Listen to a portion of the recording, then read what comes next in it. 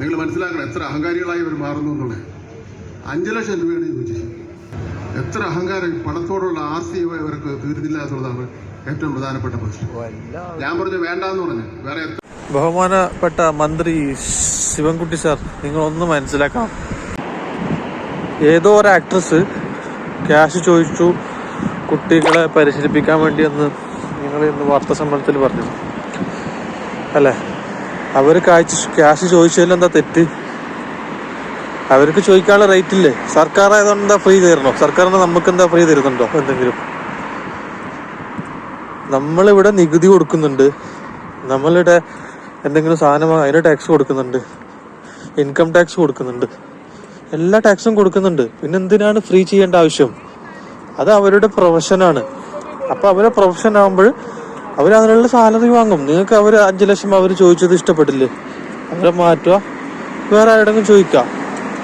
അല്ലണ്ട് വാർത്താ സമ്മേളനത്തിന് വന്ന് അവർ ഇത്ര ചോദിച്ചു, സർക്കാർ ആയതുകൊണ്ട് ഫ്രീ ചെയ്ത് തരണമെന്ന്. അത് ഇവിടുത്തെ അതൊക്കെ മനസ്സിലായില്ല. സർക്കാരിന് അത്രയും ക്യാഷ് ഇല്ലേ? സർക്കാർ എന്താ മൊത്തം പോയോ? അങ്ങനെയാണെങ്കിൽ സർക്കാർ എത്രയോ പൈസ ദൂർത്തടിച്ചിട്ടുണ്ട്. ആ യാത്ര ഈ യാത്ര എന്നെല്ലാം പറഞ്ഞ് അതൊക്കെ നിങ്ങൾ സർക്കാരിന്റെ അതെല്ലാം നഷ്ടമല്ലേ? കുട്ടികൾക്ക് വേണ്ടി നടത്തുന്ന കലോത്സവം ആണെങ്കിൽ പോലും അത് സർക്കാരിന്റെ ഉത്തരവാദിത്തമാണ്, അല്ലാണ്ട് അതൊരു ഔദാര്യമൊന്നുമില്ല. സർക്കാരിന്റെ ഉത്തരവാദിത്തമാണ് കലോത്സവം നടത്തുക, പുതിയ പുതിയ പ്രതിഭകളെ കൊണ്ടുവരിക എന്നുള്ളത്. പിന്നെ നിങ്ങൾ പറഞ്ഞു നന്ദിയില്ലാത്ത ആക്ട്രസ് എന്ന്. എന്തിനാ അവർ നന്ദി കാണിക്കണം? അവര് കഷ്ടപ്പെട്ട് ഡാൻസ് പഠിച്ച്, അവര് കഷ്ടപ്പെട്ട് കളിച്ച്, അവര് നേടിയെടുത്തതാണ് അവർക്ക് ഇപ്പൊ കാണുന്ന എല്ലാ സൗകര്യങ്ങളും, ഇപ്പൊ കൊടുത്ത എല്ലാ പ്രശസ്തിയും.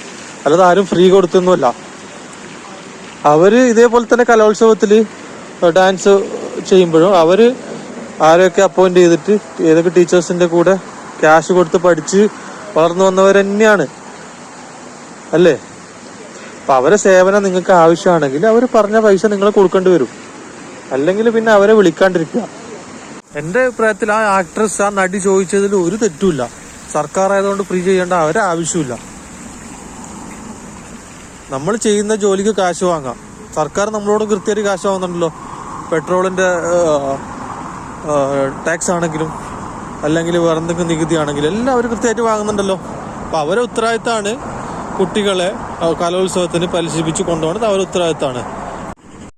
കുട്ടികളെ പരിശീലിപ്പിക്കുക, കലോത്സവത്തിൽ പങ്കെടുപ്പിക്കുക, അതൊക്കെ സർക്കാരിന്റെ ഉത്തരവാദിത്തമാണ്, അല്ലാതെ ഒരു ഔദാര്യമൊന്നുമല്ല. ഇപ്പൊ ആ നടി ക്യാഷ് ചോദിച്ചിട്ടുണ്ടെങ്കിൽ അവർ ഇത്ര കാലം കഷ്ടപ്പെട്ടിട്ട് എത്തിയവരിൽ അവരുടെ നിലയാണ്, അവരുടെ ഒരു എന്താ പറയാ, ഒരു സ്റ്റാറ്റസിൽ അവരിപ്പോൾ ജീവിക്കുമ്പോൾ അവർക്ക് ചെയ്ത കൂലി അവർ കൊടുക്കണം. ചിലപ്പോൾ ഇത്രയും ദിവസം, ചിലപ്പോൾ 5-6 ദിവസം അവർക്ക് വേറെ വർക്ക് ഉണ്ടാവും. ആ വർക്ക് വിട്ടിട്ടാവും ചിലപ്പോൾ അവർ വരിക. ചിലപ്പോൾ വർക്ക് ഉണ്ടാവും, ചിലപ്പോൾ വർക്ക് ഇല്ലെന്ന് വെച്ചോ, എന്തെങ്കിലും എന്താ അവർക്ക് ചെയ്ത കൂലി അവർ കൊടുക്കണ്ടേ?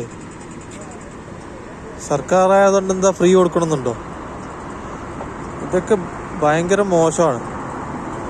ഒരാള് അവര് പണിയെടുക്കുന്നതിന്റെ കൂലി അവരെ കൂലി ചോദിച്ചാൽ അത് കൊടുക്കണം, അത് കൊടുക്കാൻ ബാധ്യതയാണ്. അതിന് നിങ്ങൾക്ക് അഫോർഡബിൾ ആയ കൂലി അല്ലേ, എമൗണ്ട് അല്ലേ അവർ ചോദിച്ചാൽ, അവരെ ഒഴിവാക്കുക, ഒരാളെടുക്കുക. അല്ലാതെ അവരിങ്ങനെ സമൂഹ മധ്യത്തിൽ വന്ന് അവരങ്ങനെ പറഞ്ഞു അവരിങ്ങനെ പറഞ്ഞത് അവഹേളിക്കേണ്ട ആവശ്യമൊന്നുമില്ല.